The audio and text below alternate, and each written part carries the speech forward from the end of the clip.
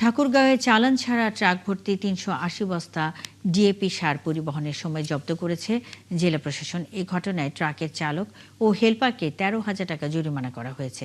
রবিবার রাত 10:30টার দিকে গোপন সংবাদের ভিত্তিতে ঠাকুরগাঁও দিনাজপুর মহাসড়কের ২৪ টিউবওয়েল এলাকায় অভিযান চালায় প্রশাসন।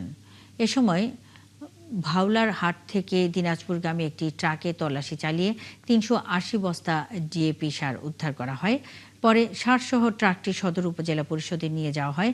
প্রশাসন জানায়, ট্রাকে থাকা সার পরিবহনের বৈধ চ্যানেল না থাকায় জরিমানা আদায়ের পর চালক ও হেলপারকে ছেড়ে দেওয়া হয়েছে। উদ্ধার হওয়া সার সরকার নির্ধারিত মূল্যে কৃষকদের কাছে বিক্রি করা হবে এবং বিক্রির অর্থ সরকারি কোষাগারে জমা হবে। এটা গোপন সংবাদ ছিল আমাদের।